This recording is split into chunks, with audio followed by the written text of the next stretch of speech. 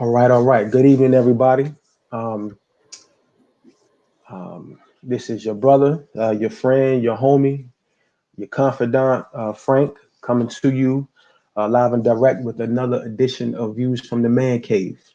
Um, so everybody should start filing in a few, and we'll get this thing going. We'll get it popping. Um, so tonight on this live, we're going to talk about the Black Church. We're going to talk about. I'm going to ask some questions, and we're going to go from there. We're going to answer those questions to the best of our ability. We're going to get some clarity, and we're going to get some context on a few things as it relates to the Black Church. So let me see who's filing in. Connie's here. Good evening, Connie. How are you? Thank you for coming. So I have well, first let me say this. So this live is not to necessarily bash the church. We're not going to get into a debate about, do we need the church? Is it real? You know, all of that stuff. We're not going to go there tonight. That's another topic for another day. But what we are going to do tonight is we're just going to intelligently critique, assess, and evaluate the church. Um, and I'm going to let my panelists flow. We're going to talk about, um, the history of the church, what it has meant to Black people, and what it means to Black people today, and how we see it as far as it relates to what we think it will mean for Black people in the future. So I have two distinguished panelists here with me tonight, two guests. Um, One of them you already know. We did our live last night. Um, we chopped it up about her book. She did an amazing job. I got so much love and respect. I had people calling me. Literally, I had a friend call me this afternoon. He said, "Frank, look, man, I just want to tell you that the live you did last night, man, it touched my heart. You and Shantina did y'all thing, and I really want you to keep going with your channel because there's really not a lot of people. There's not really anybody out there who's doing what you're doing. So I got a lot of love, man, a lot of love um, for the live last night. So we did our thing, um, but so if you were here last night, if you're a friend of Nicole Michelle at the Inner Beauty Movement and the defense team, you already know my sister here, my dear friend, my sister and author, Shantina Delaney. And you go Hello, ahead. guys. All right. My other guest is a dear friend of mine. I've been knowing this brother for a while now, about four maybe 5 years. I met him when um, my kids started going to school, when they reached elementary school. This brother and I, our children go to the same school. Um, we kind of hit the ground running together. We got tight. We got real tight, real fast. And I know I've talked to you guys about some of the things that I do at the school, preferably being the chair of the Men Make a Difference Committee on the PTSA board um, at my kids' school, where I go out. I try my best to get the men of the school together, the fathers, the brothers, the uncles, all of that. I get them together and we do activities in the school. And so that's my responsibility there. So this brother who's on a panel tonight, he's actually the president um, of the PTSA board at the school. So we work very closely together with that, and we're dear friends. So we before COVID and since COVID too, we we usually meet up every week. We try to do once a week. We would get up and just smoke some cigars and talk about life, talk about things. And this brother's always giving me game. He's always giving me wisdom. I look up to him. I have a lot of love and respect for him. And this live tonight is really to his credit, because the last time I went over his house and we had some cigars and we drank a little bit and we talked, this subject came up and we had a very intellectual conversation about it. So he kind of low key inspired this live tonight.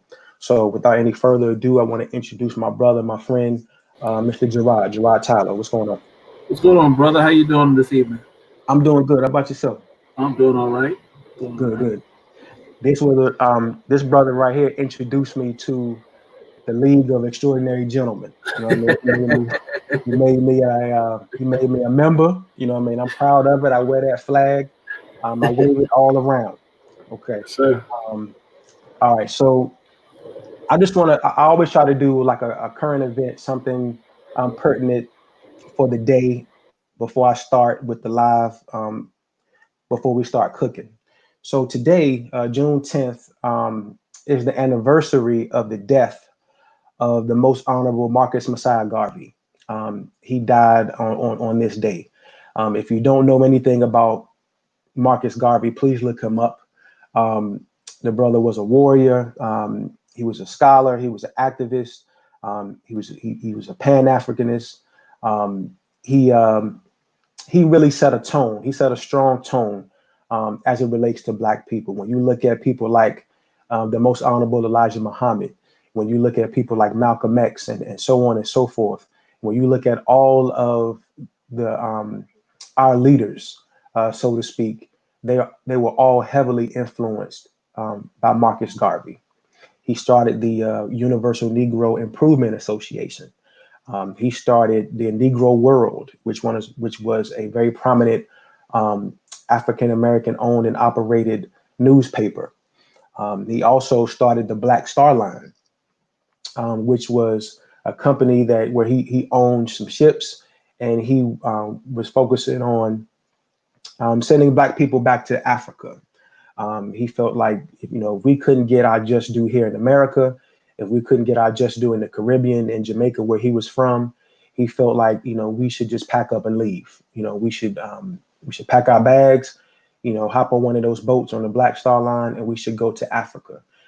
So he was a very prominent brother, very influential in the struggle.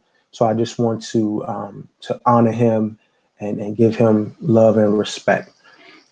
So before we start, let me go through my chat. Gorilla Kid was good. Thank you for coming through. Real Attitude, Fishing RK. What's up?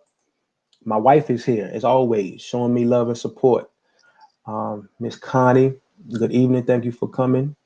Miss Jones, Miss MB. I hope you got all your tears out from last night. I hope you feeling better, but it's all good. We're gonna keep moving. And my man Mark, thank you, and thank y'all for pulling up. So we're gonna get right into it. I'm gonna start, ladies first, of course. That's what we do. Um, we show honor and respect, to the women over here. So I'm gonna let Shantina go first. And Shantina, I just want you to, do what you do, only the way that you can do it. Just speak, candidly from the heart about your experiences in the church, and if you think that it's fulfilling its duty, obligation, and responsibility to its Black congregants. Well, first let me say I left the Christian church or the Black church, whatever you want to call it. I made my exit back in 2000. I was 21 years old. And the reason I left because I felt that I felt it was more of a social club. It was a place where you come every Sunday, you hear a message, and it really wasn't, it didn't seem like a place where you could go and gain anything um, tangible, if that makes sense. It was more about, well, if you want something, you have to pray your way into it. You don't really necessarily have to work at anything. Um, just talk to God about it. And of course, I experienced, a lot of spiritual abuse, but that's a topic for another show. So I won't, go into that. But it was just a lot of prayer. No responsibility, no accountability for anything. Just if you want more, you got to pray for it and read your Bible and know your scriptures. But when I looked around at the community, I saw things that needed to happen and things that needed to be worked on, but the answer was always prayer, and nothing really changed. So it was disappointing to me. So, I made my exit, and I really, like I said, this was 2000 and it's 2020 now. And from my perspective, nothing has changed. It's the same thing. It's all prayer and no action. So those are my thoughts.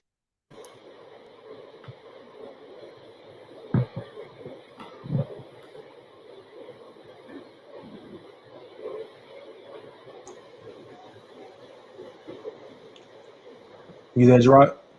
Yeah, I'm there. Oh, okay. Okay. Oh, sorry.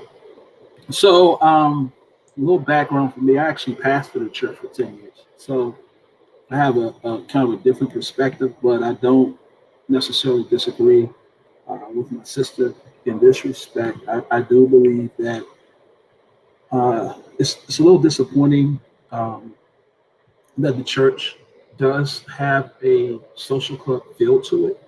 And that's kind of done in the name of fellowship to a certain degree.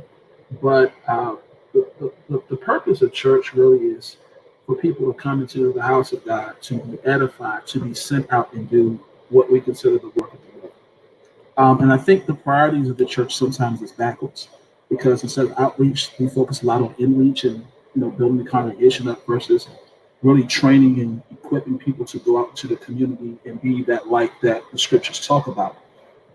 So when we look in scripture times, and this is something Frank we talked about, is that the church is really designed to be somewhat of the beacon of the community. It's the place where the poor can go to. It's the place where the widows can go to.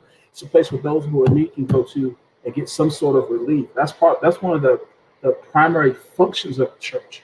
What I find problematic, especially in these times, is that we have so many things going on in our communities, both socially, politically, and economically. And yet, and still, we find that the church doesn't always do a great job of "quote unquote" addressing it. The Bible says, "Pray without ceasing." So we are praying. We have been praying. We will continue to pray. And so the thing that we have to really look at is, as a believer, what should we be doing in this climate? Should we be reactive or should we be proactive? Should we be on the front line, really leading the charge for those who are in our community to get that social justice, that economic justice, that equity that we talk so much about? And so, the church has to really, I think, take a deep look within itself, and really go back to being what it's truly designed to be. And it takes the people of the church, but more importantly, we're taught to follow. And I somewhat agree with that. But then we have to look at the leaders and say, okay, what are you doing? And that level of accountability has to be there, where we hold all of us, ourselves first individually, and then those who are in leadership. If you're not leading the cause, if you're not training people civically and economically, if you're not making sure using what God has blessed you with to educate and empower people, then what are we doing? And so I think there is some level of critique that I think is appropriate for the church. Now, I'll be honest, what I have seen in the crowds and as I've been protesting, I'm encouraged by it. But once the emotion comes down from these protests, right? The question I have is, what will the role of the church be going forward? Will we be the strategists? Will we be the hub where we come to and really gather our resources to really push the agendas that are set before us? And so again, that is where I feel like we have failed, because we should be serving our people. We should be serving our community. We're called to do that.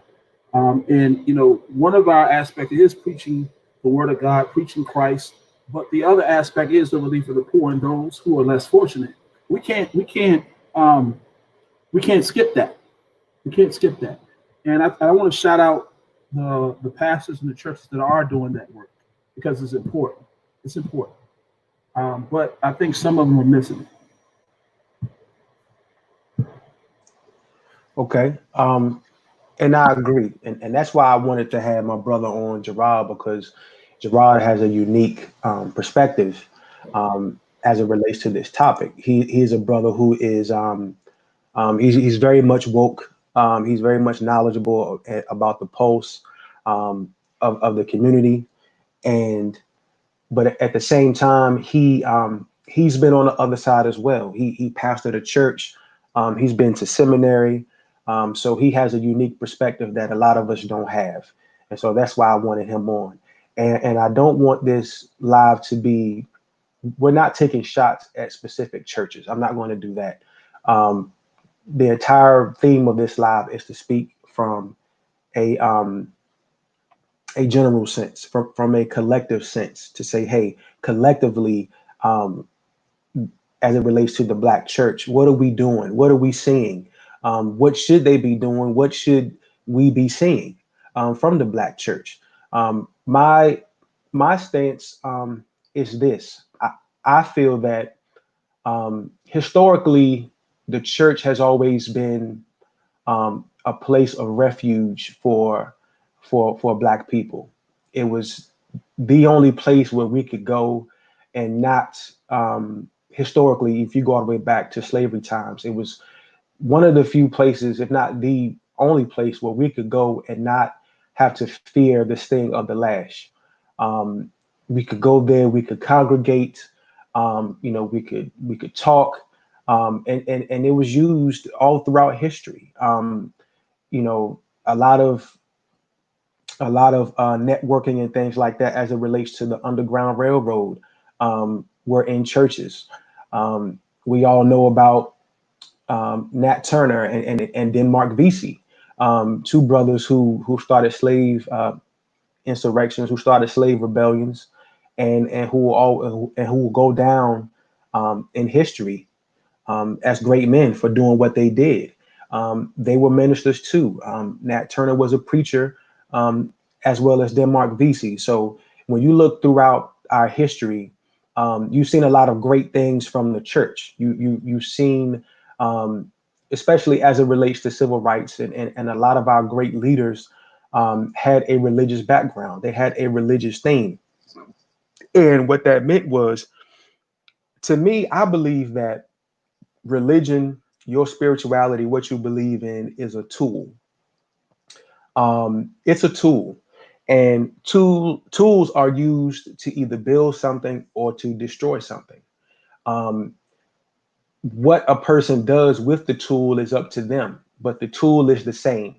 Um, so you can have someone like a Nat Turner or a Martin Luther King, and who will use that tool to be great, to stand up for righteousness, to stand up um, for decency and order. You know what I mean? For equality. And then yes, we do have some people who wear the cloth, who use that tool to pander to white people, to turn, to subjugate their people more so, to ask money from people who don't have it to buy things that they don't really need, and then turn around and don't necessarily do things that they should in the Black community, that's filled with the people who come to those churches every day, and who fill those pews, and who pays those tithes. So when you look at it, I look at it like this: Black people are the most religious people in this country. Nobody goes to church more. No one shouts louder. No one dances harder than Black people. We spend a lot of time in church. We spend a lot of energy in church. God knows we spend a lot of money in church. There are hundreds of millions of dollars that go from our hands to Black churches weekly, monthly, yearly.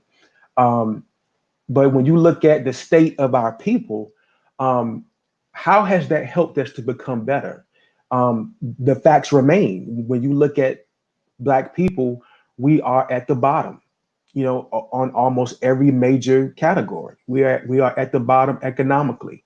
Um, Marriage across the board is low, but even within the African American community, marriage is lower than low.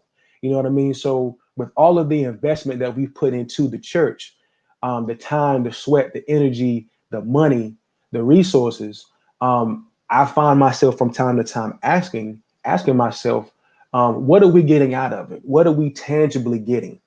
I understand that there's a spiritual reward. I understand that there is an emotional reward, but I want to see a tangible reward. When we go to church, we give tangible money. You know what I mean? We sit on tangible. We get in our tangible cars and spend tangible gas money to sit on a tangible pew. You know what I mean? So when we do that, I'm expecting and I'm hoping and I'm wanting to see some tangibles come from that. You know what I mean? And I'm not necessarily. So I guess my question is the church, um, and I'll ask you both to kind of elaborate. Is the church breeding that? Is the church teaching that? Is the church pumping out um, leaders? Is the church generating and birthing and nurturing strong black masculine men who understand how to lead, who understand how to love, who understand how to take care of their responsibilities, who understand how to love the woman that they chose to marry?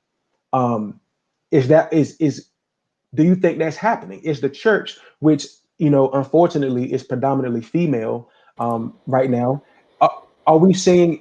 Is the church breeding these feminine, God-fearing, you know, respecting the husband, pillars in the community, helping the young sisters up, the young girls who've lost their way, so to speak, collectively? Would you agree or disagree with the notion that the church is producing these type of individuals? Anybody can go ahead. You start producing.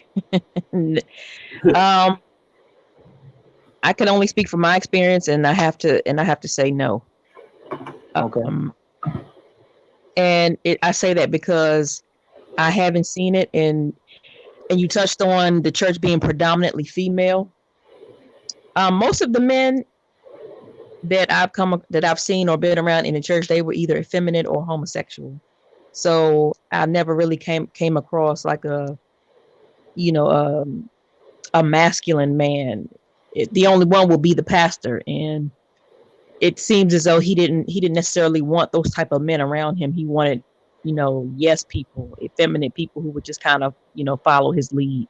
Okay. So, and also I think it seems that they, I guess, want a lot of people to stay sick, to stay asleep, because that's how they continue to cycle, because they don't really, they get the payoff from us from remaining sick, if that makes sense. Because as you said before, we're giving tangibles, but we're not receiving any tangibles, and that's intentionally. I would say this. I want to say the answer is actually yes to a certain extent, because I want to make sure that we don't, I know we're talking collectively as a church. Mm-hmm. So I can't say that there are not strong men that are I can't say that there are no strong men that are not coming or not being birthed out of churches. I think that would be an accurate statement. I think there are some that are being birthed, and I think there's some that are who got it. If I'm thinking about some of the preachers in the local area, there are some that are out there right now leading that charge. Mm-hmm. And I want to be clear about one thing too about the church that's actually important. I'm trying not to make it too churchy, but the church, I think people's imagination of what the church is those mega churches that they see that has the broadcast ministries and the Joel Osteens, the T.D. Jakes. Mm-hmm. And I want to be clear that we make this delineation that is not the average church. Your average church is not 10,000 members. Your average church is 100 members, 50 members, right? Mm-hmm. And I think a lot of good work is going on. I think that they don't have the media attention, and I don't think that people see the work that the smaller churches or the leaders of those churches are doing. So I can say definitively that yes, there are strong leaders that are rising up, and that are coming to the forefront. Okay. I would also say, to agree to a certain extent with my sister, is that I don't think it's enough. We need more. And I think another point is, one of the reasons I think that a lot of churches get away with some of this stuff is because I think we are in a state at times where everybody wants to be comfortable. Mm-hmm. And in order to really bring about change, you have to push. You have to push people, and challenge people, and push people out their comfort zones. So when we have our discussions, for an example, we don't always agree, but as the Bible said, that's that iron sharpening iron. We need that friction, sometimes, and peacefully, not necessarily have to be contentious or people hating each other, but really to call out those things that are not right, and not to be holier than thou art, but just being 100% real of what we should be doing, what we shouldn't be doing. And because the church is a collective body. It's not one person. It's not the pastor. Right. But if you are part of a church and you feel like they are not doing their biblical duty, loving their neighbor as thyself, feeding the poor, relief of the widows, as well as spreading the gospel of Christ according to the scriptures, then as a member, if you're not challenging your leadership on that, then you're part of the problem too. Because what I see is that a lot of people say, yeah, that's wrong. They can identify what's not right. But then the question is, for those who are churches, those who are leaders, who are members, what are we going to do about it? Right. Now, I'll use the protest as a perfect example. I'm so encouraged by what I've seen with the George Floyd protest, but I'm also very cautious, because the truth of the matter is, we've seen that before. We've seen it with Trayvon Martin. We've seen it with the Jena 6. We've seen it with so many others. Mm-hmm. And the question is, once the emotional piece runs its course, right? Because let me be clear, everybody ain't going to protest forever. Right. The question is, are we going to mobilize and push those who are in leadership to do what we know needs to be done? Secondly, that starts too when we talk about and how the church plays a role, is because the church still has the opportunity to be the strategist. The church still has a role to be the hub where leaders come together and we have forums and we have discussions and we work those things out. Biblically, when they had issues, they had councils. Council of Trent, Council of the Covenant. I'm not trying to be a biblical scholar on here, but when they had disagreements, the leaders came together and they got in the room and they worked it out. They came out with a solution. They came out with an understanding. And I think so many people, and I'll add this part from a preacher perspective. I think so many leaders are so worried about offending people that they don't move the way they should move. They don't jump into the fray. I think you have to have wisdom, but I think you have to also be courageous. I think there are times when we're going to have to be Moses. We're going to have to stamp the Pharaoh and say, look, let my people go. Right. Get your knee off our neck. Give us our freedom. And some of this stuff too, and this is why I'm cautious about it, because while I'm seeing so many people hold these rallies and doing these things, for example, we saw when Trump went to St. John's Church and he held the Bible upside down and he held it in the same manner that Hitler held it. Mm-hmm. So the next day, ministers got together, held a press conference and said, we are against it. And I thought that was powerful. But then I also said, well, where were you 3-4 days ago? Why now? Where were you a couple of days ago when this started? We should have had the press conference then to say, as a church, we are against this. As a church, when we see people, other prominent pastors that are supporting people like our president and other people who are supporting oppressive ways and bigot policies, when as a church, as leaders, do we start calling our brothers out? Right. When do we do that? And we have to not only do it, but we have to challenge our leaders and say, hey, listen, man, if we as a people, we got to raise our standards. I'm gonna hold myself accountable, but I'm also gonna hold you accountable, because you're the leader of this flock. You're the one who needs to do this work, at least be on board with it. And so I think there's a lot of, again, there's a lot of constructive critique that I think that the church could use. I also think, though, it's not too late because I think there's still opportunity for the church to fully fulfill its potential. But we have to demand it. Just like we're in front of these government entities and saying, you know, we're protesting, we're saying Black Lives Matter and all those things.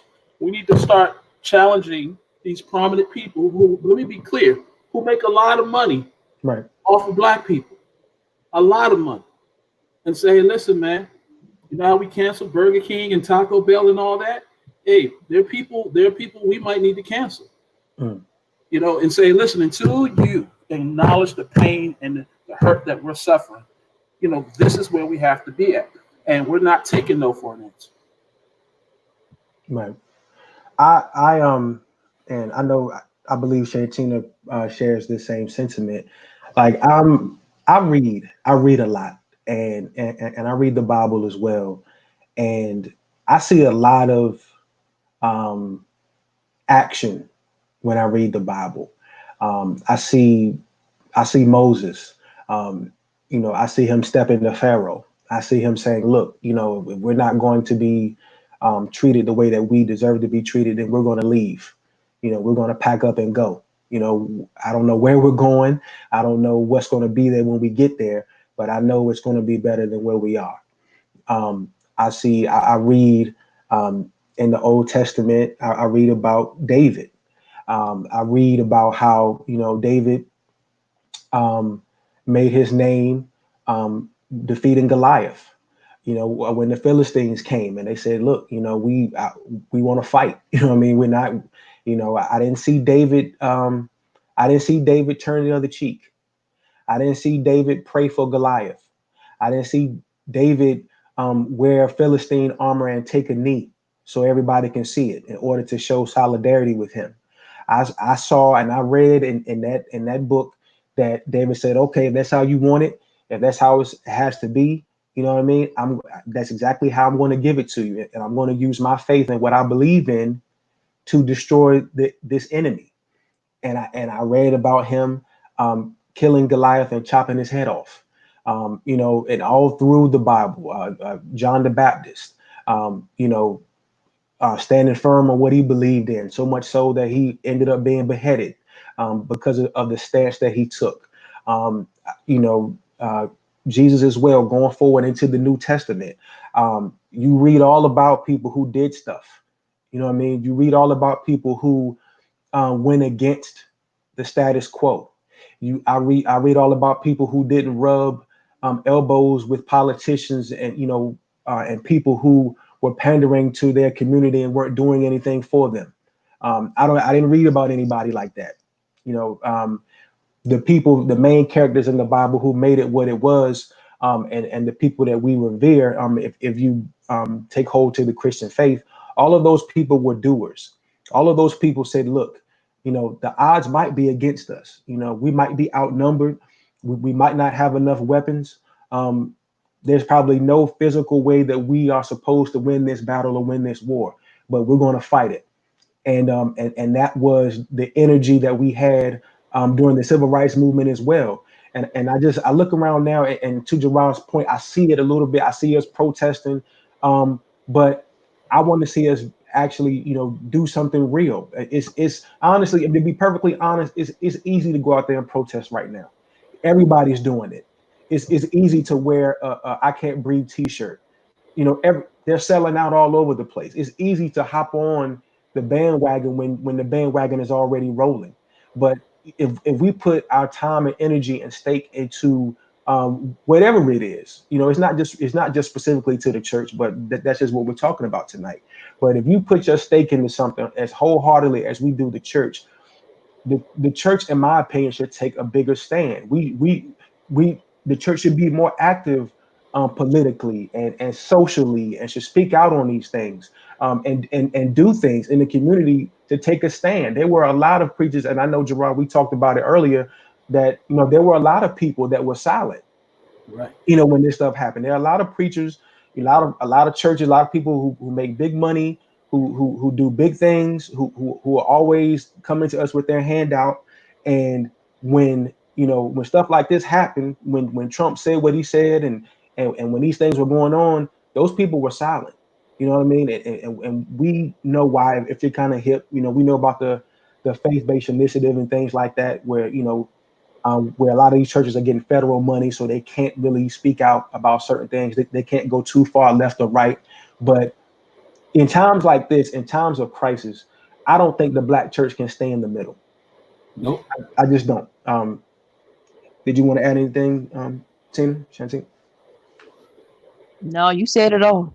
I want to add one thing, Frank, because I think what you said is spot on. And two things. One, I just want to say that actually there were people like that in the Bible.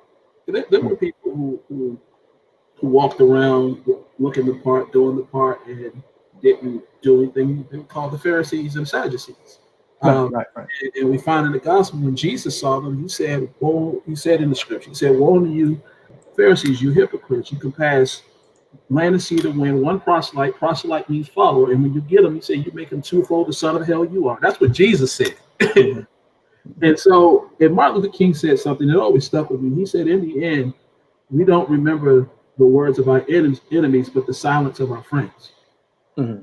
So, that part of really being able to challenge the church. And this is with love. This is not with hatred. This is not with any malintent, because I love the church. But I think it needs to be challenged. It needs to be pushed because you don't grow being complacent. You just don't. And so I think we are at a paradigm now where we have to start looking at this. I mean, let me be honest. The church hour is, if not one of the most segregated hours in America right now. Right. It is. And so the fact that we have to have a Black church is telling within itself when we're supposed to be one body in Christ, biblically. So I think there's a lot that we have to look at, but I think it starts with us challenging our leaders to really first do a self-analysis of where I am in my walk.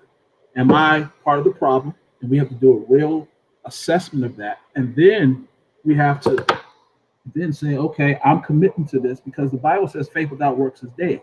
Mm-hmm. And you don't know how much faith you got until you've been tested. See, with the whole get up in church and talking about it, preaching about it, that's great. But it's not just hearing it, but it's the application of it that we have to worry about. And so, and to Shatina's point, this is what she said actually hurt my heart a little bit, but I understand her so well, because the bottom line is when people come to church and it becomes this social type of construct where people are talking it and not really walking it, then you have the outside people looking. Now, granted, the church folks ain't perfect. Let me say that, just put it in context. But when we're not striving and we're not honest and we're not really being truthful and walking the level of integrity, from the outside, we do look fake. Right. Talking to game, we ask for money, we do all this other stuff, and then what do people see? When times get rough, where are we? And we'll do what's safe. And I'm not impressed, I'll be honest. Giving a statement is not good enough. It's not good enough. What actions do we plan to take? Even if it's just educating, we're doing something, but we got to do something. Do you guys think that it should be the church's responsibility to have a all-encompassing approach to empowerment? What I say by that is we talked about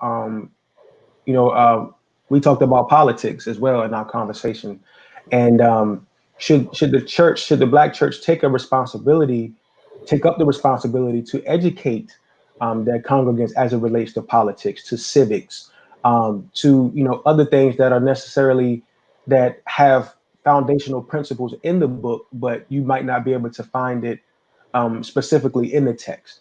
So should pastors and churches take a more prominent role into informing their congregants about politics and how understanding how to vote and what to ask for and why it's okay to ask for it and things of that nature?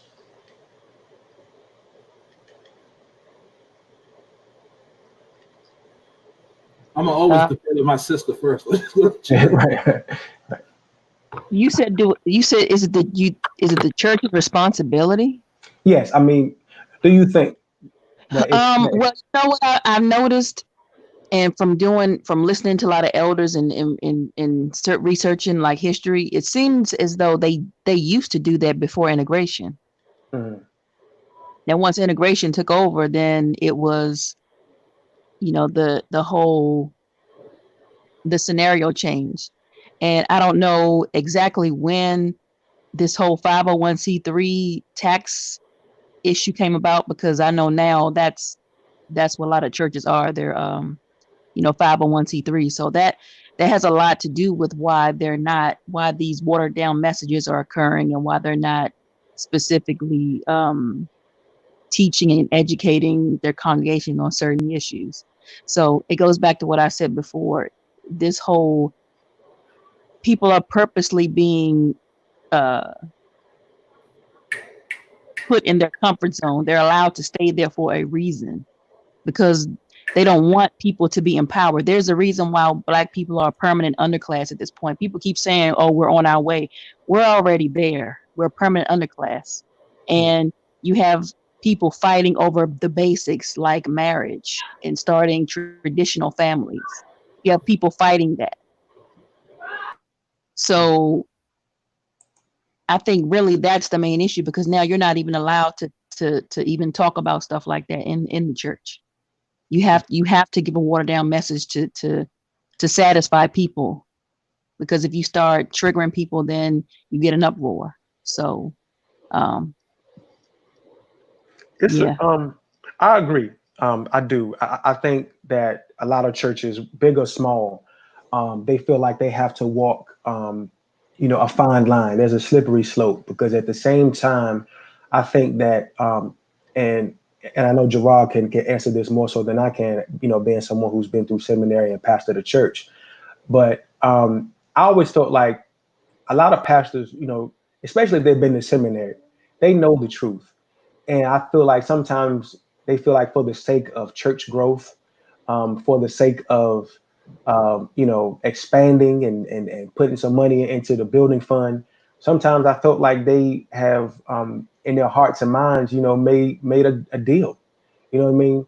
To say, look, I know there's some things that I should probably be teaching and preaching on, but I really can't do that because it doesn't have a feel good story. It doesn't have a good emotional feel to it. So it's not going to encourage the people to come in and want to join and want to put their money up. So I have to give them a lot of watered down sermons. I have to give them, sermons where, you're going to get it. You keep doing this, you walk this, you say this, you pray about that, you're going to get it. You're going to get that house. You're going to get that car. You're going to get that husband. You're going to get that wife. And I think that a lot of these brothers come in and they're on fire. You know what I mean? It's almost like when you're a kid. When you're a kid, you're on fire about the world. You think you can change the world. You feel like you can change it. When you come out of college, you have all these fresh ideas. You want to hit the road running 100 miles an hour. And then you look around and sometimes you see these older people who live life and they've been beaten down and they say, look, don't do it. Don't try to do it. You know what I mean? Trust me, keep your head down, don't rock the boat. And that's going to be, your saving grace out here. Trust me, I've seen a lot of you. I've seen the Malcolms, I've seen the Martin Luther Kings who stepped out there and spoke on things contrary to popular belief. When Martin Luther King was assassinated, his approval rating was horrible. His approval rating was shot. The majority of Americans did not like him. I know it's easy now to say for all these people who are older than 60 years old to say, hey, I marched with Martin Luther King and I love him. And every time he was on TV, I had to watch it. But a lot of people back then, unfortunately, did not like him, for similar reasons. A lot of white folks say, hey, look, he's trying to change the social order. He's trying to change it so much so that, my privilege is gone.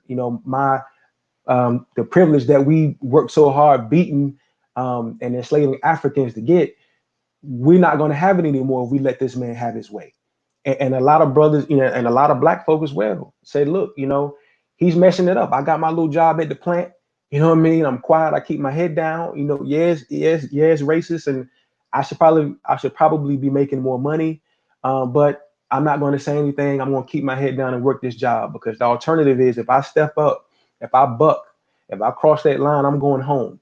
And now I have to look at my wife and my children and explain to them that because I stood up for something, they can't eat, that the bills aren't getting paid. So that I've always felt that way, that a lot of preachers, not all of them, but a lot of them, more so than I would like, have just decided to make that deal to say, look, I'm going to stay on this side of the fence.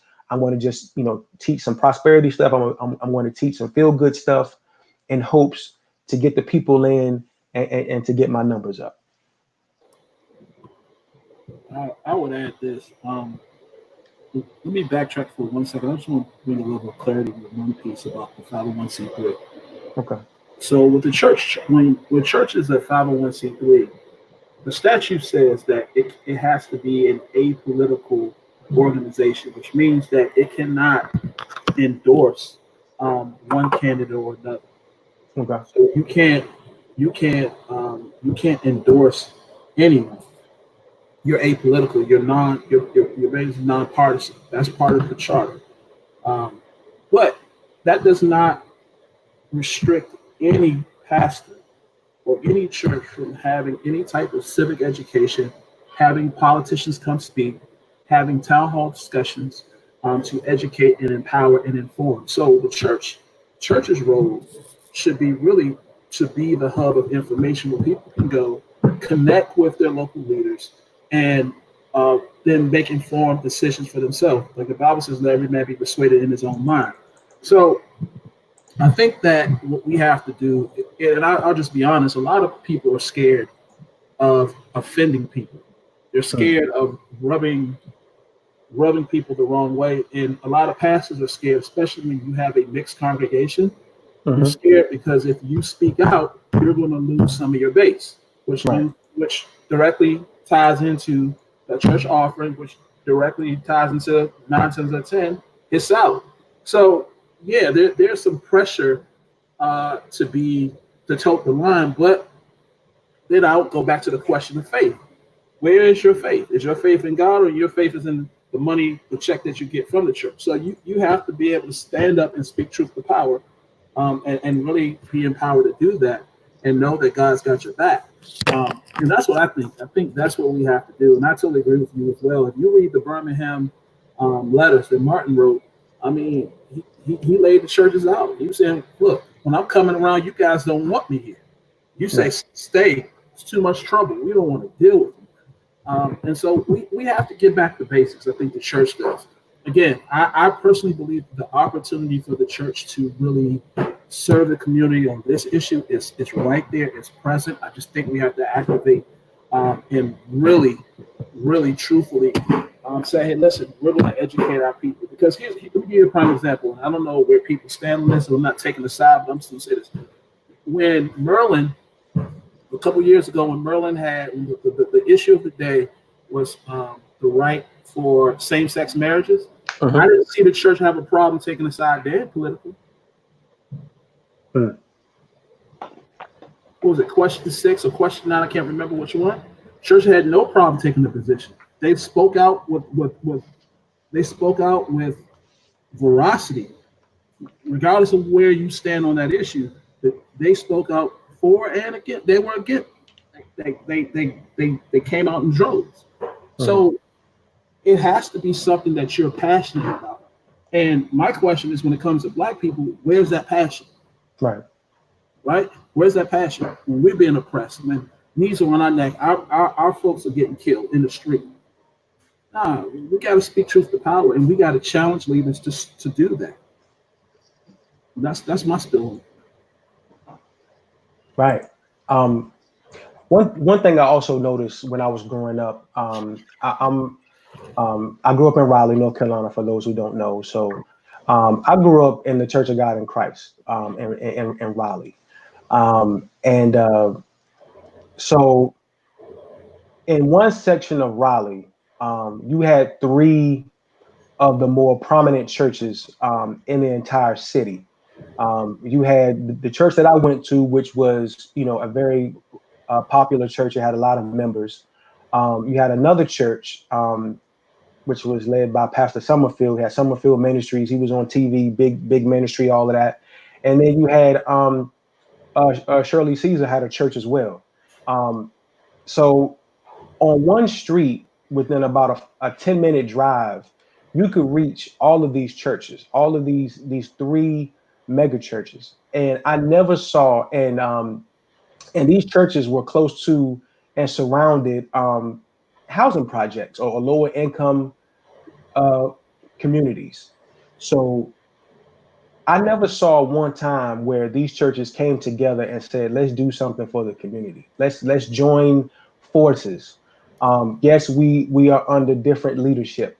Yes, we may teach a different doctrine from the other two, but we still have a responsibility to help, to lend a hand, to feed the homeless, to clothe the naked, to be a light, to be the example um, to the people that God is to us and to the world. And I never saw that, and I always wondered how even here, even we're all here in the DMV.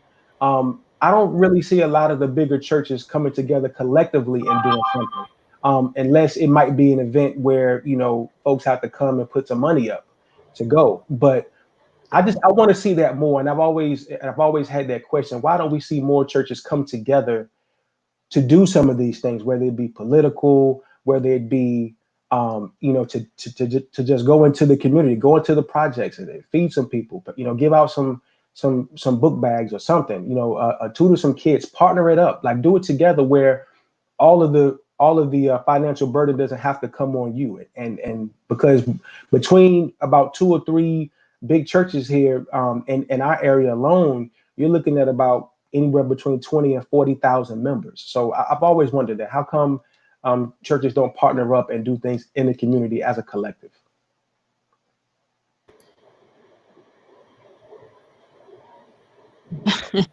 Oh, I've heard of my sister. I'm not gonna go. Santana, listen, Santana, you already know you are home.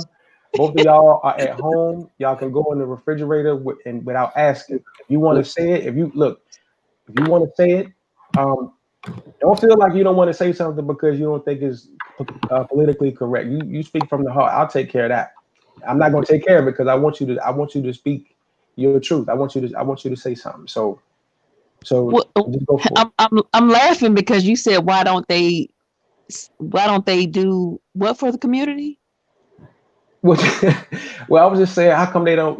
I haven't really seen them collectively come and do a lot of networking and things to help the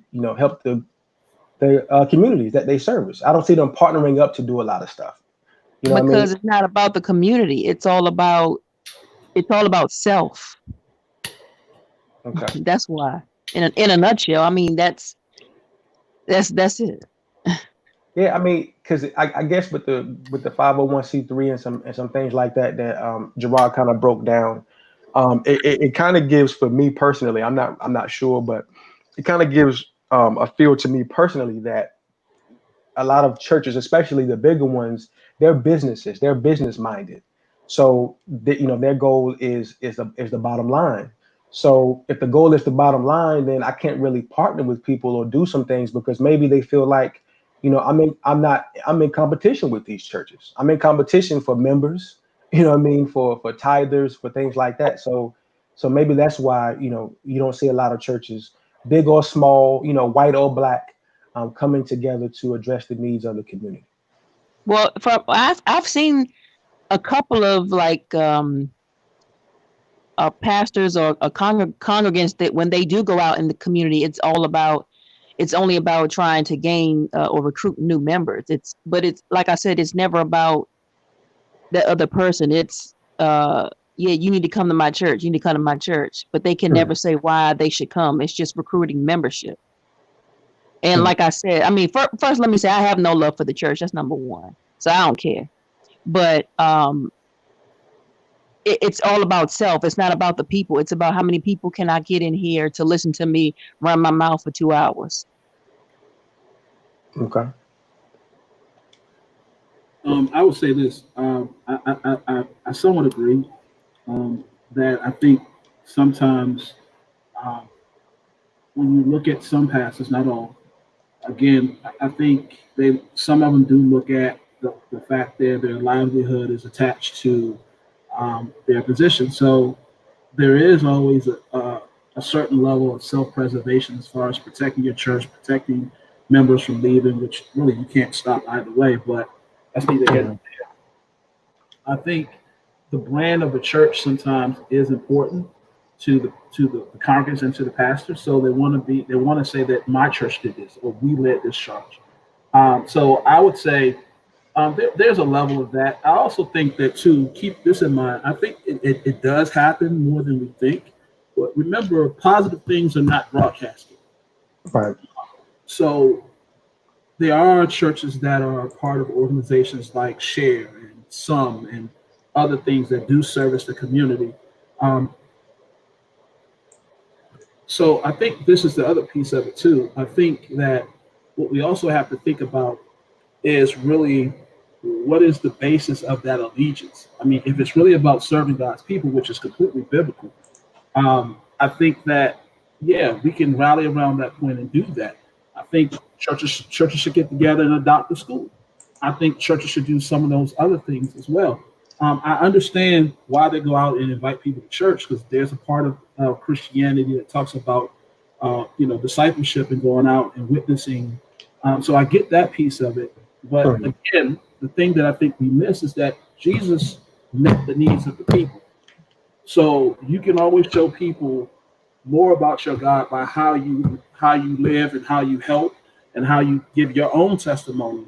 Um, Instead of just going off the script and just saying come to my church just for the sake of coming to my church. So I think that's why. But I do think it does exist. I think what we have to do is remove the pride of. I mean, the leaders have to kind of swallow their pride a little bit and really think about the fact that we're all in this together. And I Mhm. think once we do that, I do think that that can happen. I think there are organizations that are structured in a way that pastors can collaborate. The question becomes when you go outside of that denomination, do you see it? Um, Right. so yeah. Right.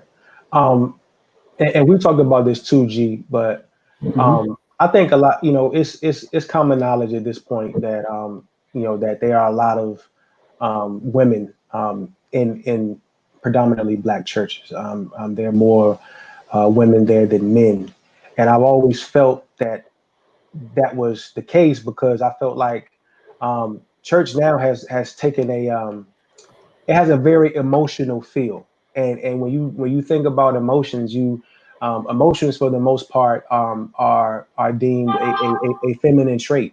So a lot of what you see now, from my perspective, in the churches, you see a lot of emotionalism. You see a lot of music playing, a lot of mime ministries, a lot of dance ministries, a lot of these things to pull at the emotional strings of the people, but there's not really a lot of emphasis on necessarily the message. For me personally, I love information. I love to be taught. I don't necessarily love to be entertained. Not when it comes to acquiring knowledge. Obviously, if Rasha and I go out to a concert, we want to be entertained.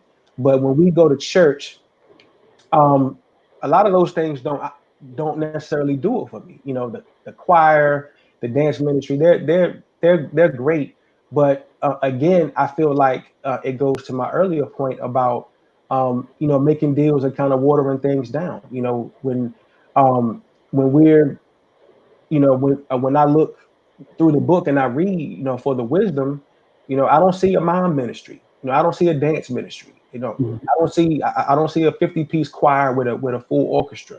What I mean? I don't see that. I see pure unadulterated teaching, knowledge, information, meeting people where they are. What I mean? Going to where these people are, going to the homeless shelters, going to the projects, going to where the people are who need the most help, and providing a hand for them. And so I'm not saying these things don't have a purpose. I know they do, but to me, it always felt like it was kind of it's been picked up over time and designed to Shantina's credit, to provide a degree of comfort. You know, I've seen a lot of times people go when Trayvon Martin and it happened and so many other brothers, you know, and Sandra Bland and all these things happened. You know, black people were frustrated. Black people were upset. You know, black people said, look, you know, we're tired of this and we want to do something about it. And when a lot of them went to church on those, you know, that Sunday, a lot of times they got a message of, you know, let's love, you know, let's come together, let's turn the other cheek, let's, you know, they got this message, and so there are a lot of people out there too who share that sentiment that, you know, it's really designed to rock people to sleep. It's designed to take the focus off of what needs to be done and just to emotionally um, keep you sleep, you know, keep you docile and unable to do the things that need to be done in your community. So not fix it, but just have not necessarily to fix the problems in your community, but just to give you a deeper level or another option to help you cope with the fact that we're getting killed. So yeah, we're getting shot, you know, and we're probably going to keep getting shot. But you know what? Come here and feel good, and you'll walk out feeling a little bit better, and you know, and we'll go from there. Oh man. Okay. Here's I'm what I not. would And say. G, let me say this real quick too. When I'm saying these things, when Shantina's speaking, we're not doing it to get you to defend anything. Like you're No, not no, here to defend I nothing. understand. I don't want Yeah, you to. yeah, You know what I yeah. mean? I Yeah, I don't respect want you to feel like you have to do that. No, Yeah. no, no, no, no. No, my point is not to defend it, but more so to say this. I think that emotions are important, Mm-hmm. um, and I think I don't have a problem with any level um, of people being moved by anything. But I think what I can see to your credit, I think what I see oftentimes is it's almost like it's a dietary imbalance. You see what I'm saying? Where you can have too much of one thing and not enough of the other, and then you're not balanced, right? Um, so what I would say is again, yeah, it's nothing wrong with coming in and having exhortation and having worship because they worship in the Bible. Mm-hmm. And there's nothing wrong with going in and feeling inspired. But I think the point that I was making, and I think it's still the most prevalent, is when you get what you get inside there, it's a responsibility to go out and practice it and live it and to display that, to take action. And I think that whole faith without works is dead thing is what's sad. And the other thing I want to say is I want to be clear about one thing too. Part of the biggest issue with church is the fact that we don't study for ourselves. Right. I Right. want, I want to put that out there because everybody has their thought process of what something is, right? Mm-hmm. But I think what's critical, at least for me, is that I know when I preach, I would tell people, listen, if you base your religion based on what I say, then you are a fool. You're a fool. Whatever I'm telling you, it's your responsibility to go back in those scriptures, look at it, read it for yourself, and get a knowledge of that. Right.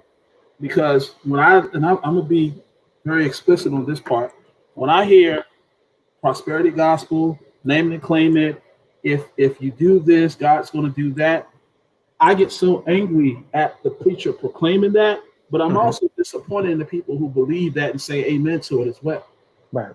Because God is not a genie in the bottle where Mm-hmm. God didn't create us so he could serve us. He created us so we could serve him. And this is, if you believe it, that's what the scripture teaches. And Mm-hmm. so our idea is to do his will. And the scriptures of love that neighbor, that self, to never be passive when you see your brother overtaken in the fault of being hurt. I don't think we can look over these things in the name of God. We can't do that. We can't do that. We have to, again, speak truth to power. We have to call those things out. We have to address them, and we have to have honest conversation. One thing I like about the scriptures is this: that when you really read the scripture, the Bible front and back, and you really get a deeper understanding of it, the Bible is all about confrontation. Right. That's the thing that I think a lot of people misinterpret. Man, the Bible is about confrontation. When Jesus had a problem with the Pharisee, he confronted him. Paul did too. He wrote letters condemning the church and giving corrective instructions in the apostle in the epistles. So, I mean, it's not this kumbaya thing. And I would always I told a white pastor this, and not to just hop on because he's white, but I told him, I said, man, I don't know how you expect us to be brothers, man, if you can see the suffering of my people and ignore it and don't take any action. Right. I said, brother, if someone is harming your wife, I don't care what color she is. I can't sit by and let somebody harm your wife, and I'm sitting here and I then sit at the table and say, but you're my brother. Mm-hmm. You know, that lacks any types of substance. So again, when we see these people, we got to say, listen, we have to challenge, we have to stoke those conversations in love. I mean, you don't have to be, like I said, you don't have to be attacking anyone, but we have to start getting these things done.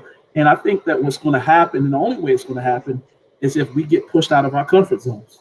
We go to church, as long as it's safe, we'll do these little things because it doesn't really cause me to do much. At the moment we start pushing people out their comfort zones, it gets uncomfortable, and the truth is not popular. Right. So, and I know that from personal experience. So there are preachers out there teaching the truth, but people don't want to hear that. They want to hear the good feeling stuff. So we got to really start challenging our inner self first, and then start challenging our churches to do better. Right. I want to give everybody in here a gem. I'm gonna give you a jewel. A lot of people who are listening to this might not know this. A lot of people who may hear that, who are pastors, who pastor churches and things like that, know what I'm about to say, but and they don't teach it or say it. I'm gonna say it anyway because you're gonna get truth on this channel. I guarantee you that. And this goes to Gerard's point about the majority of us of Christians who subscribe to the Christian faith, how the majority of them don't read. Let me tell y'all something right now. There is no biblical mandate in the Bible that requires you to pay 10% of your money every week or every month or how often you get paid. I'm gonna hurt some. I don't care. I have to do it. When you there are some things in the scriptures that are vague, that are up to interpretation. One of the things that is not is tithing. Okay, if you read the Bible, if you have any understanding of the Bible tells you exactly what the tithe is. It tells you exactly who the tithe is for. It tells you exactly when to give it and how to give it. It tells you what it is. It is very specific. Okay, according to the scriptures, the tithe was never money. Okay, it was never money. Okay, a lot of people don't know that. So when they go to church, and I understand why the majority of churches teach that, because teaching that you're supposed to give 10% of your money every time you get paid is a safe and secure stream of income for them to be able to keep the lights on, to be able to buy food to put in the pantry to feed people. Okay, but again, it is not accurate. It is not sound biblical doctrine. It is not. I'm just sorry to tell you that. If you decide to read it or look it up, the Bible historically throughout from Genesis to Revelation, the tithe has always been food.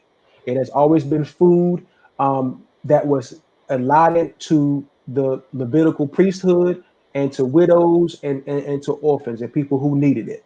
Okay, if you don't know who the Levites are, I know I might be sounding preachy, but I got to tell the truth. So when you look in the Bible, you had 12 tribes. Okay, you had 12 tribes of Israel. One of those tribes was the tribe of Levi. Okay, God in his infinite wisdom decided to make the Levites the priesthood. They were to work in the temple. They were to occupy and inhabit and work in the temple for his benefit. And so because of that, the Levites or the Levitical priesthood was not given an inheritance like the other tribes. They weren't given land. Okay, back then land was everything. You grow your food and all of that on land. So the Levites didn't have that. Their assignment was in the temple.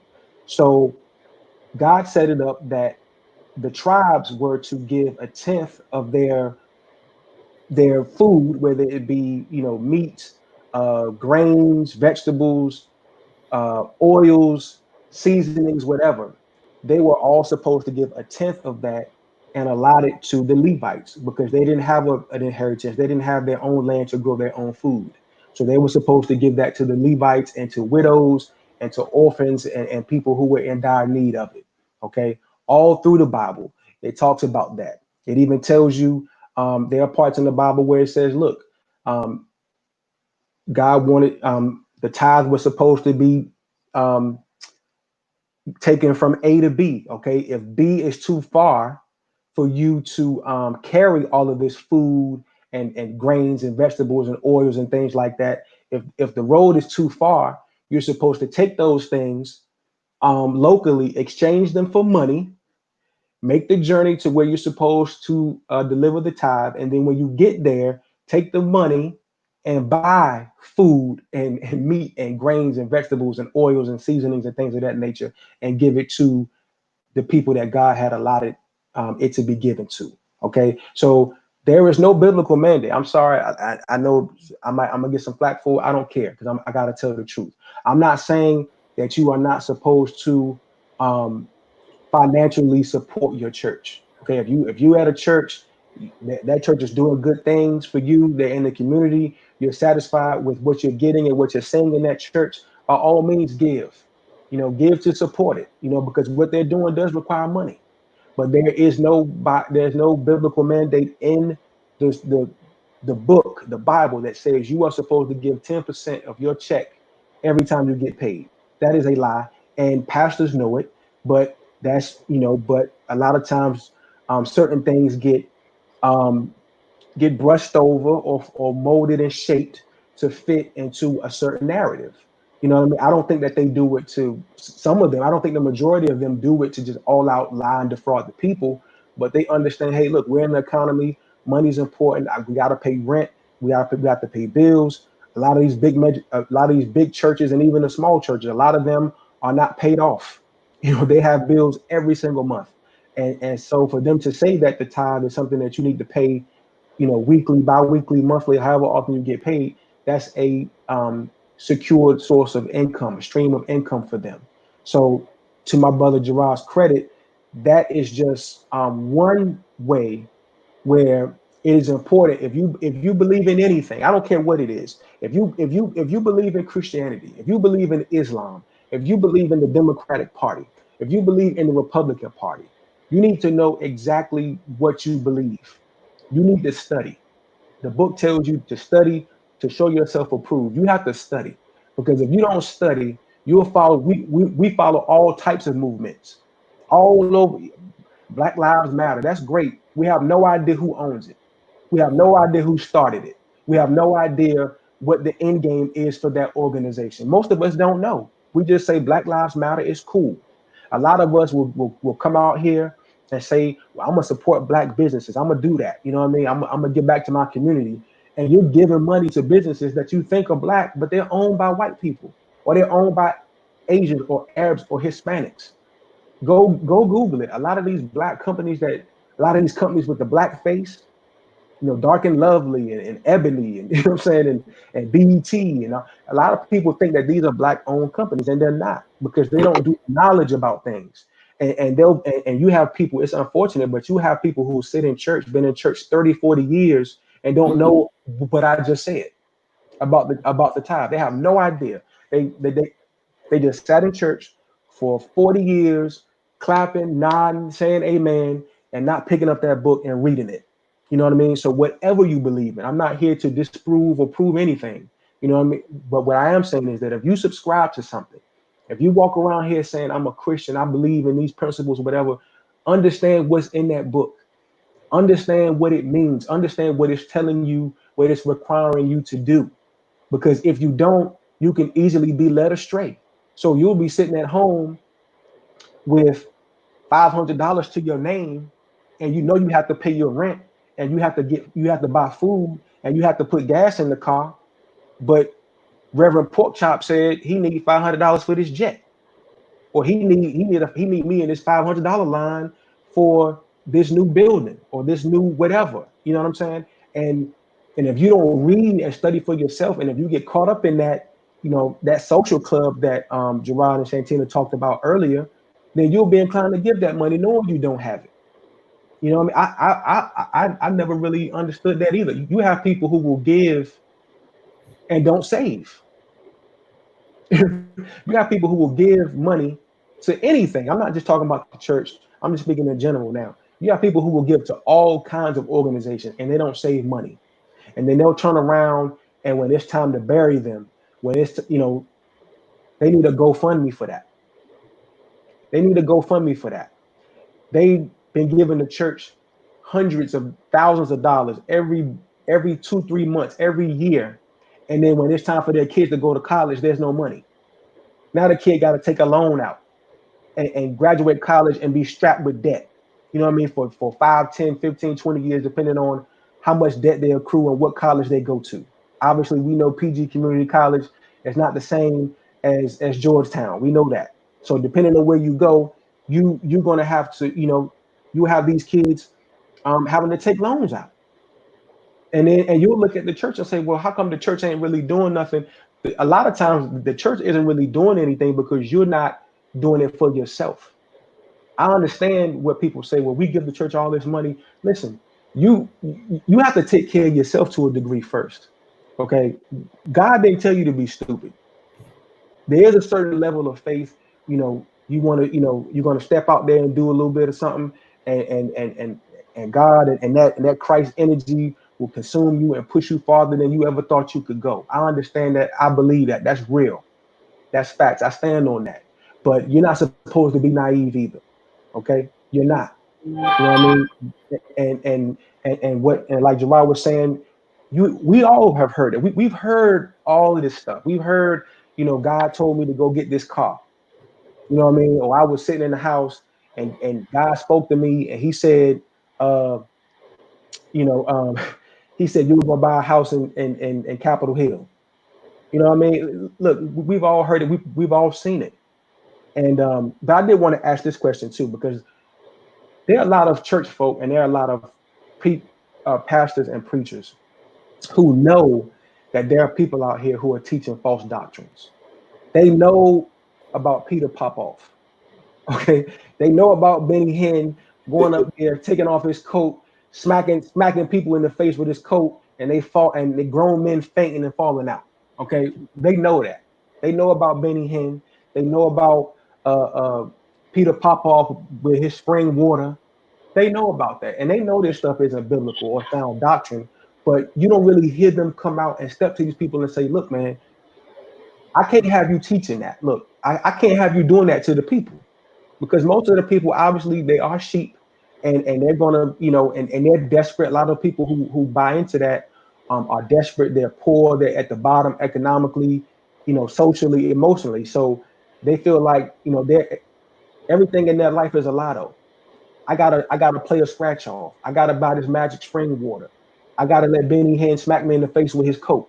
I gotta do these things in order to put myself ahead. And there are people out here who know this stuff is wrong and they see it every day, and you don't really hear a public outcry from the church to step to these people and say, look, man, you're cheating people out here. We know you're cheating people out here. You need to fall back. I would say this, Frank.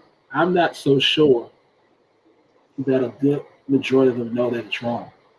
Because one of the things that you also have to understand, especially for people who grew up in church, when you grew up in a church, you grew up with those church's traditions. And the church doesn't necessarily catch up. It takes a long time for there to be a culture shift in church. I remember, like, when I first started going to church, for example, if a woman was in pants, they thought she was worldly and sinful. Right. Or if they weren't dressed up and you didn't have a suit and tie on, you were inappropriate in the house of God. Stuff that makes absolutely no sense, right? because there's no biblical basis. And what happens is throughout the construct of church and throughout time, people have infused their Christian preference instead of the Christian actual doctrine. And so they teach their preference as if it's doctrine. So people feel growing up, they've seen their grandmama did it, seen their mama did it, their daddy did it, their uncles did it. They're embedded in that. I think now you have a younger generation that is just challenging everything, which I love. Right.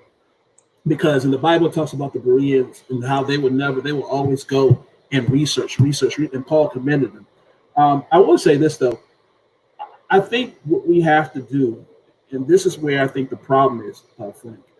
The problem is we have to stop idolizing pastors.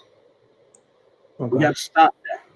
Because low key, before we know it, your pastor sometimes becomes your God. Right?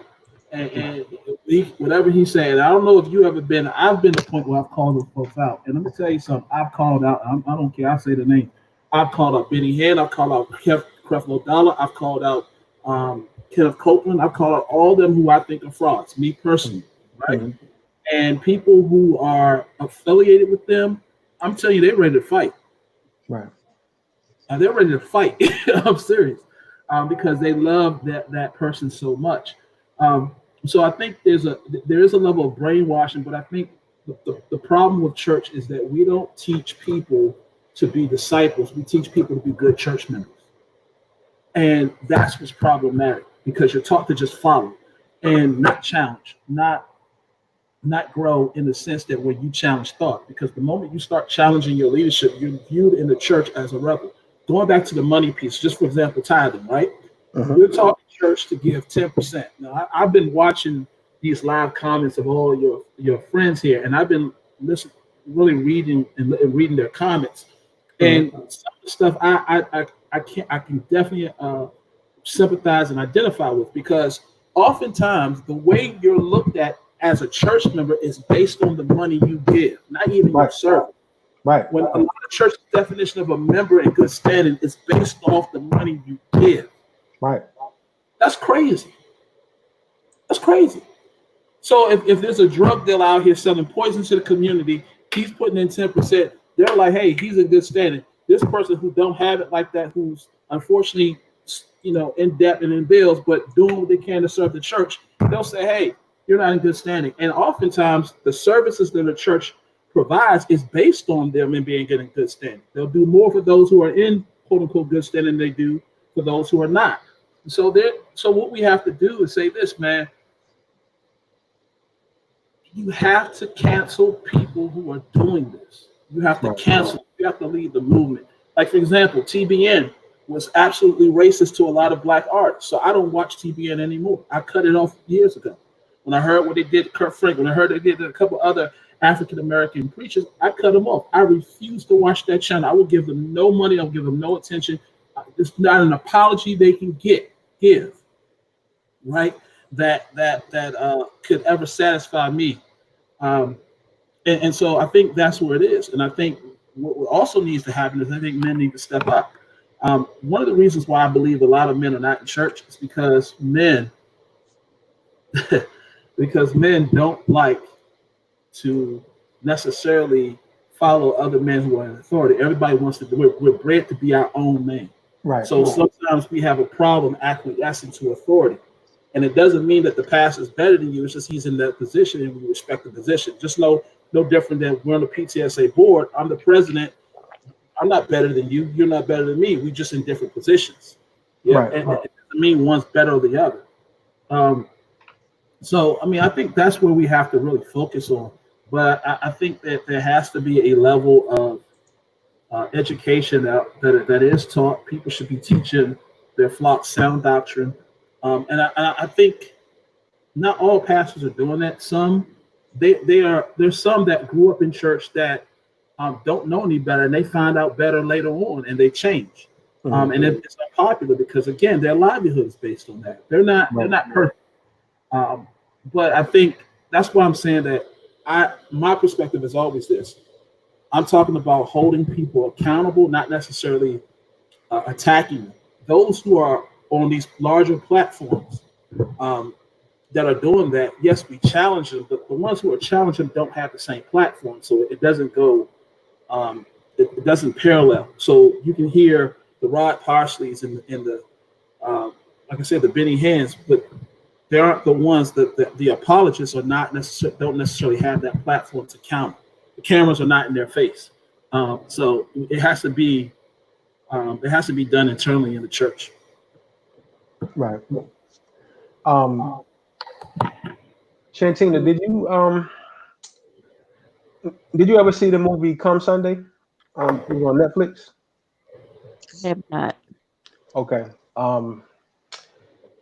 If you get a chance, I want you to watch it. I'm not sure if it's on Netflix anymore, but it's about it's called Come Sunday, and it's about a brother, the brother Carlton Pearson, who he was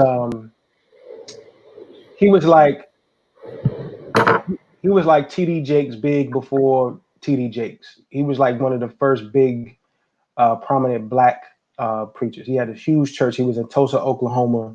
So he came up under some prominent preachers at the time. They kind of took him under their wing and they helped him grow. And he had a big prominent church in Tulsa. And so black brother.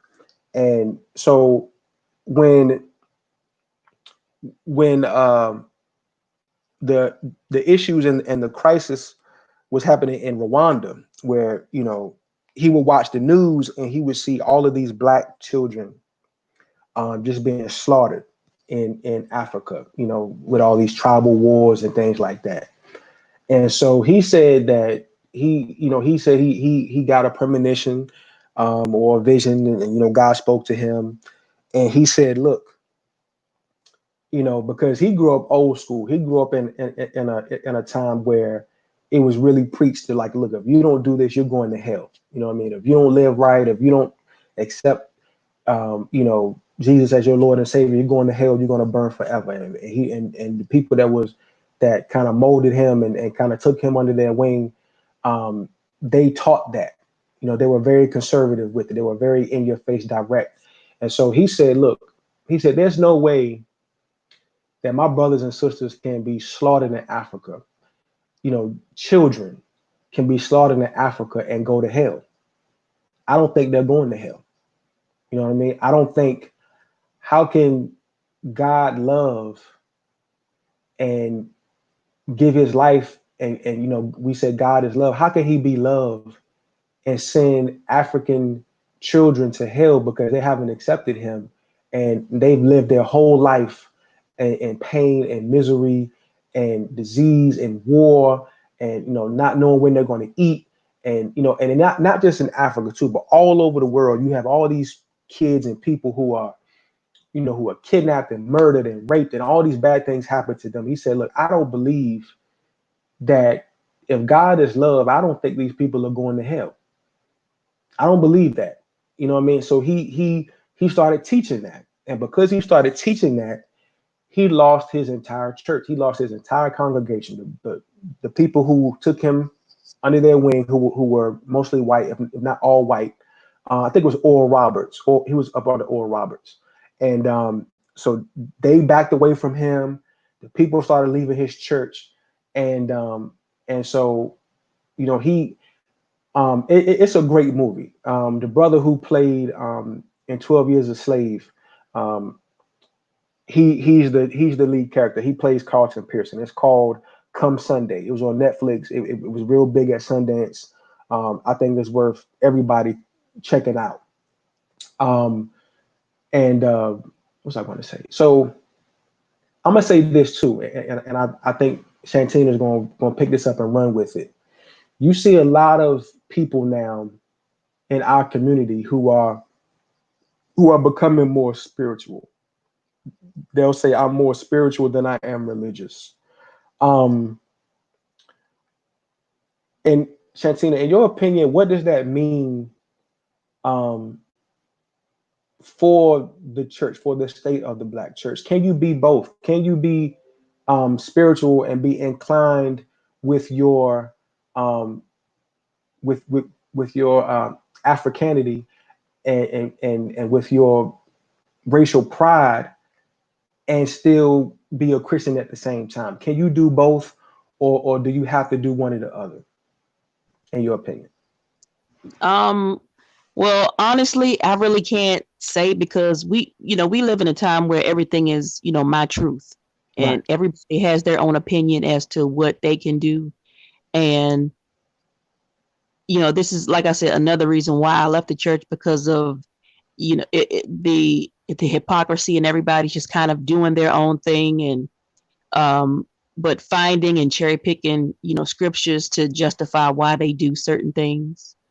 Hmm. So, um, this is, like I said, it's the time we're living in. Everybody's just kind of um, doing their own individual thing. They have their own opinion, so they're just running amok. So I really can't. I mean, as far as people saying the spiritual, I really don't understand, um, because, like I said, everybody has their own definition of what spirituality is now. I mean, so there's really no. I really can't give an effective answer to that. So. Right. Um, I think one issue is too. There's really, it's kind of hard to assess, what the church is or what the church it isn't, because there's so many churches and there's so many doctrines, and when you see there's so many denominations, and people don't really know much the truth. People historically, they took um, they read the Bible, they interpreted the Bible for what they thought it meant or what they thought it was, and then they created an entire different denomination because of that. And a lot of people don't know Thomas Jefferson wrote his own Bible. Yes, the slave owning Thomas Jefferson. He wrote his own Bible. He wasn't too fond of the Bible the way it was written. So he said, I don't like it, so I'm going to change it. I'm going to write my own. So he did that. He wrote his own book. So I think that kind of muddies the waters as well, because people don't know what's right and exact. People just um, they just go with the flow, and they don't read. So this is the film. This is the film that I'm talking about. It's called Come Sunday. It debuted on Netflix, so you can check that out. It might not be there now. It might be on Amazon Prime or something like that. But I would start it with Netflix first and check that out. But it's called Come Sunday. It's a very good movie. It's a very good movie. Um, so yeah. So let me see. Um, where's G? Oh, he's there. Okay, okay, yeah. Yeah. So there's so much information out there, and you literally will have people who will read, who could read one scripture or one chapter and think one way about it, and will start a whole denomination. You know what I mean? Yeah. I want to ask you both this. Well, especially Gerard. Um, you have brothers who will say, "Look, I can't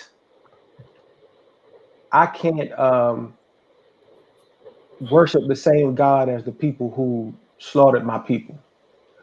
I can't worship the same God as people um, who will put their foot on my neck for 8 minutes and watch me die and watch me plead and scream and call out for my mother who's not even alive anymore."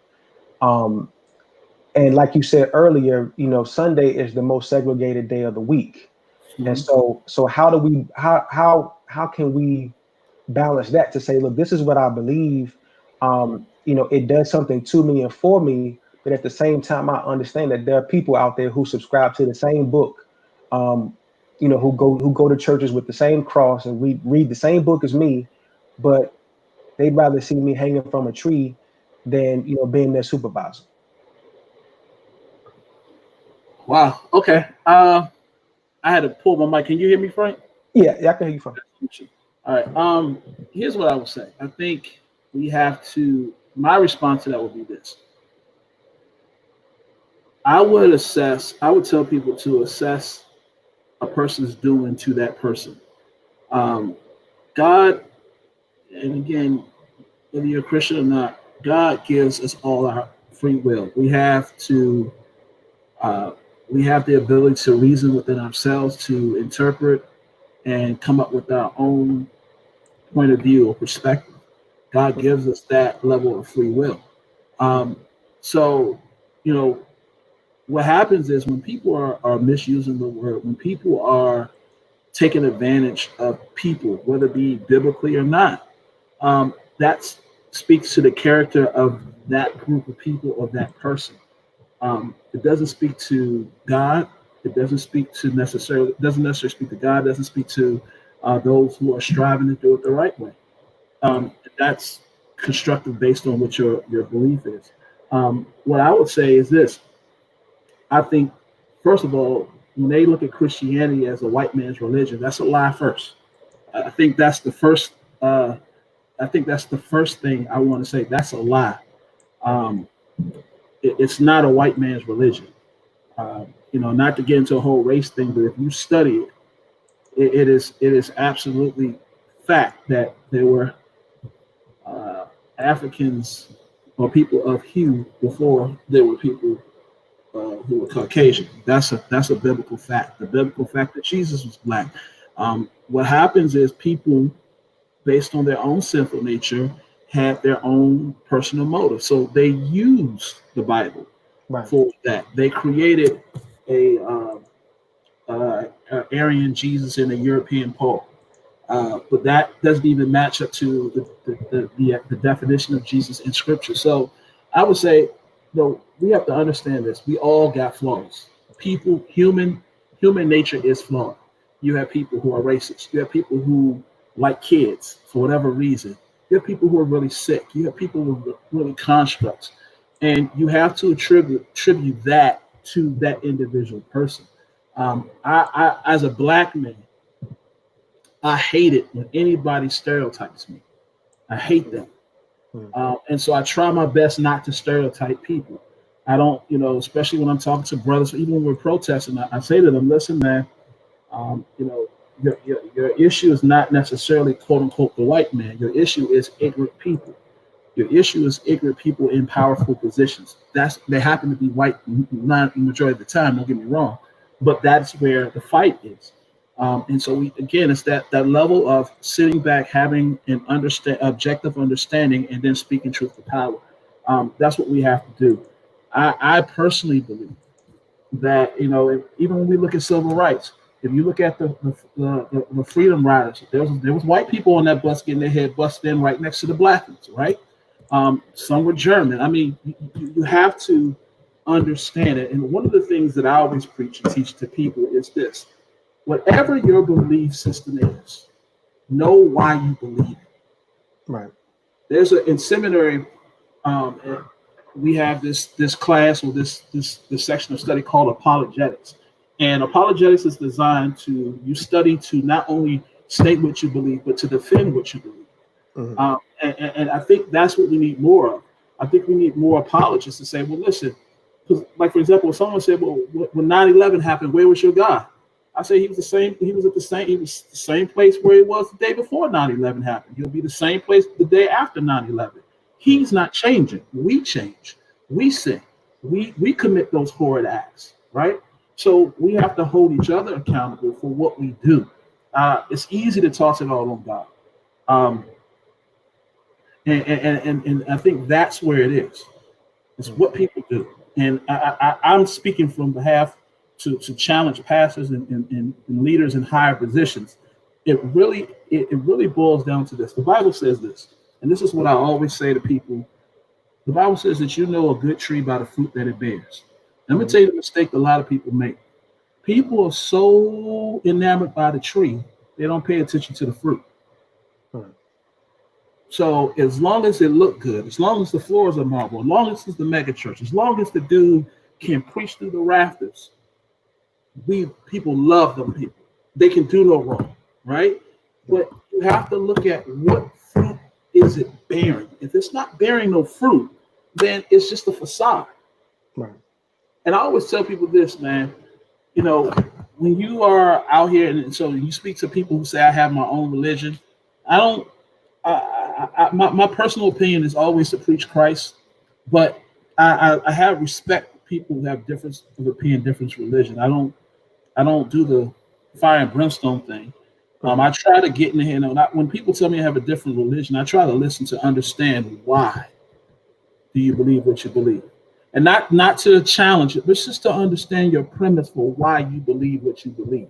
Right. Because sometimes if it's based on some BS, because let me be clear, sometimes people don't want to follow instructions. So here, I'm gonna make up my own. That's just facts. Right. Uh, I don't want to be under anybody's authority. I don't want no one telling me what to do. So therefore, I create my own. Fine, and that's what you want to do. That's your will. I respect it. I don't agree with it, but I respect it because God looks at the heart of a man. So I don't. So to answer your question, man, not to get into this whole diatribe, but to answer your question, I would say this: it really requires. It goes back to the whole education piece and being honest with yourself and say, hey, why do I really believe this? Like even when I'm reading comments from people who have bad experiences in the church, my heart goes out to them because I understand it. But the truth of the matter is, I would say, don't base everything on your one bad experience. Go to Mm-hmm. another church. Find the one that aligns with what you believe. Because there are some out there. They might not be the prettiest churches. They might be the church on the corner, but there are churches out there. And if people say I'm done with church, I get it. I've had a number of people, and we talked about this, Frank. I Right. said we've said this before. Hey, listen, man, I love God, but I'm tired of church folk. I get it. They could be the meanest people you ever meet on the face of this world. They can be cold. They can cut you. So I get it. But I would say really do your homework before we start making statements. Like again, because there are constructs that people create that they want us to believe in. They want to believe that white people are superior to black. They've gone out their way in so many different ways to do that with showing a white Jesus, showing a white Paul, white apostles. You see the image of the Last Supper, all white men. They say, hey, these leaders were white. When you look at the description of these people, there's no way they were white, right? Right. So you have to look at those things. And so that's what I mean when I say in the church, what we have to clean up is get rid of all the foolishness, get rid of all the lies, get rid of all the mess. Speak the truth, and I don't care. And be unapologetic when you speak truth. Jesus was not white. I don't care. I'm sorry you bought all your little white figures and what have you. And people say it don't matter what color it is. Yes, it does. It matters when the lies being purported to people to make them feel inferior. It does matter what color he was because we need to speak truth to power. And so that's what I mean. We can't be so, as my grandmama used to say, we can't be so heavenly minded that we're not any earthly good. So we got to understand, we have to educate ourselves and have a response. And I think that's the way we deal with it. Yeah. I want to address my brother, Third Ward Columbia, real quick, because he's speaking nothing but facts. So right here. So I'm gonna tell you this. I'm just gonna read it and then I'll speak on it. So he said there's a serious issue when women in the church respect, admire, and listen more to her pastor than she does her own man or husband. I've seen it happen too many times. I'm just saying. Um, that is very true, and that goes to Gerard's point about people idolizing the pastor, or the pastoral group. There are people in the church who get idolized, who are basically worshipped. They're really the God that some of the people in the congregation are worshiping, and I've seen it. I've seen brothers look. I've seen brothers say, man, my wife stopped doing this or she stopped doing, what we used to do in the bedroom a certain way because um, the pastor said that's not cool. You know what I mean? Or the pastor said, I don't want you to eat fried food for a week. And he's like, man, look, I want some chicken. You know what I'm saying? I want some. Nah, like I didn't tell you that. We didn't talk about that. Like how you gonna listen to this man who don't live here, who doesn't love you, who doesn't pay bills in here, who doesn't take care of you, and he can have more power and authority in his household than I do. You know what I mean? Like, that's a fact. I mean, I've seen it. I know. Gerard has seen that to a certain degree. Even Shantina, maybe when she was in there. There are people who put these guys on a pedestal, man, and it messes up a lot. Let me tell you, if you in the church, if you subscribe to Christianity, and you're a woman and you're a wife, let me say this to you right now: your first ministry is to your husband. That's your first ministry, is to your husband, not to the preacher, not to your choir director, not to the leader of the ministry that you're on. Your first ministry, your most important and most powerful ministry is to your husband, to your household. So you shouldn't have none of that going on. You shouldn't be spending more time at the church than you do at home. Your husband shouldn't have to, boil some hot dogs because you've been at church all day. And he wondering where his wife at, when he gonna eat, when y'all gonna eat, and you at church. I mean, I get it. Some nights, you have obligations or whatever that you want to do, but I get that. But that shouldn't be a reoccurring thing. What I mean, it's not, because the people who are demanding these things of you, most of them are getting paid.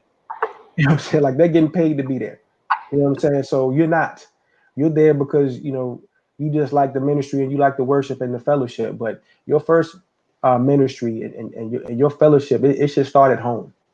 You know what I mean? With your family, with your husband, with your wife, with your children. You know what I mean?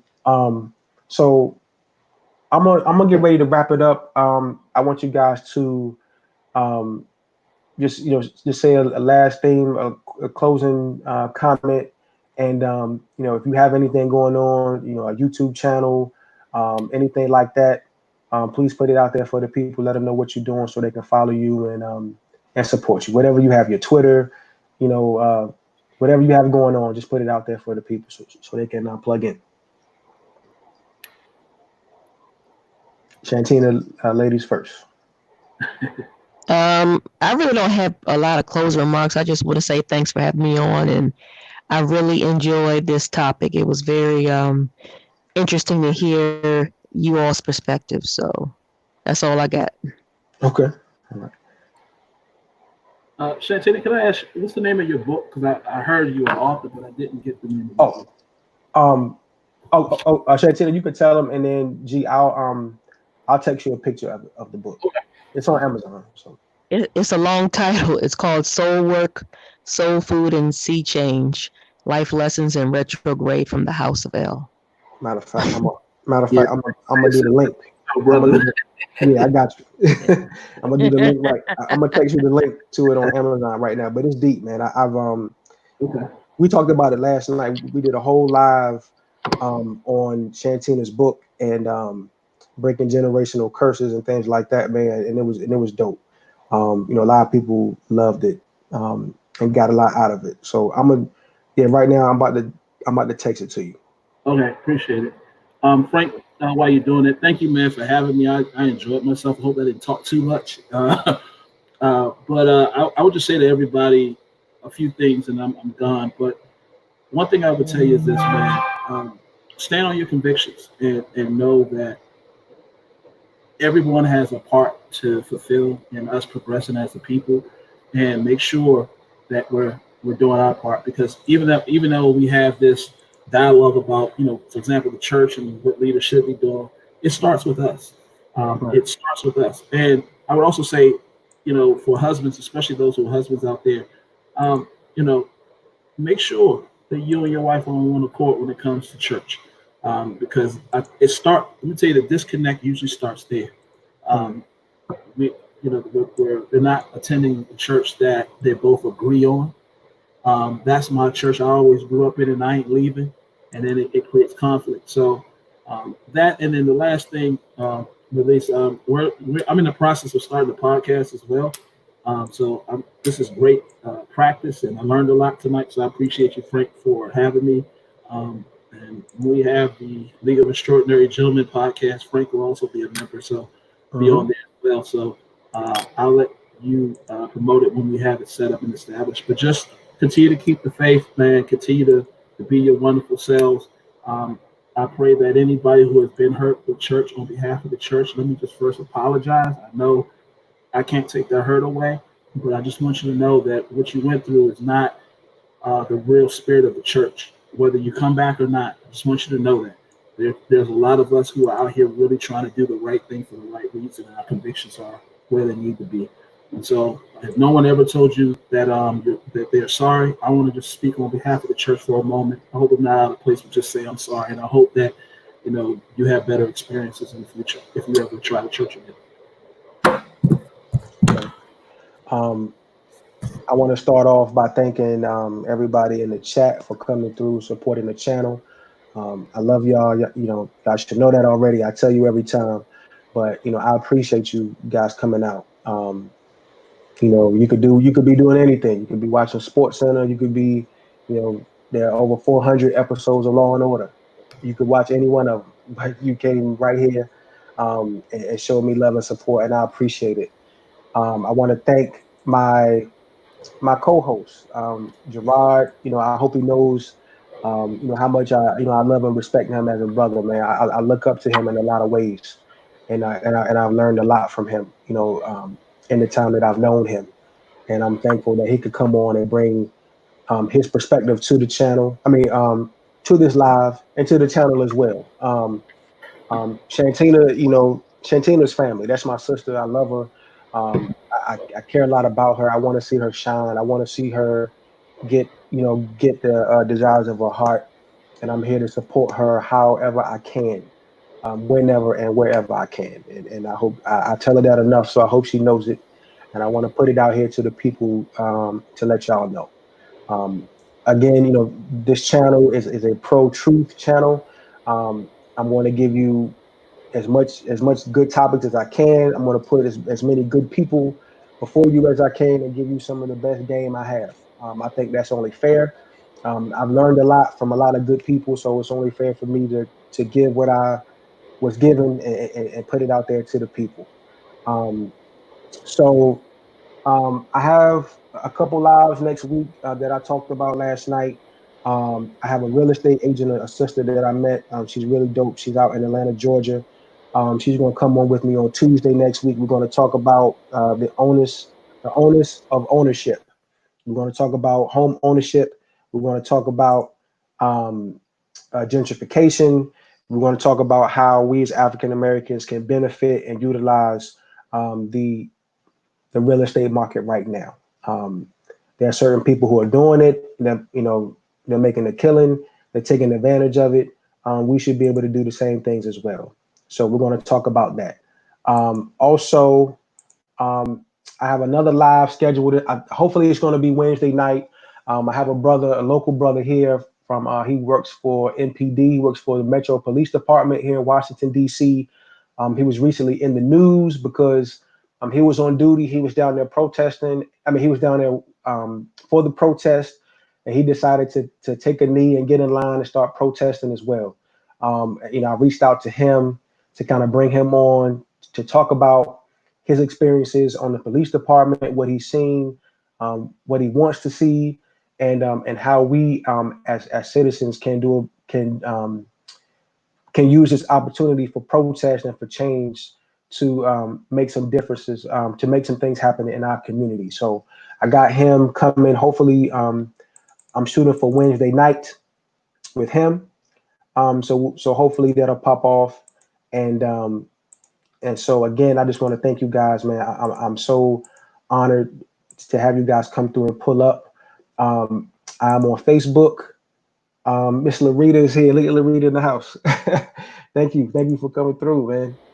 Oh man, um, Miss Larita is here. She that's family too. Miss Larita. My kids go to the same school. She's on the PTAC board with me, Gerard, and my wife as well, who's the treasurer on the board. So thank you, Miss Larita, for coming out.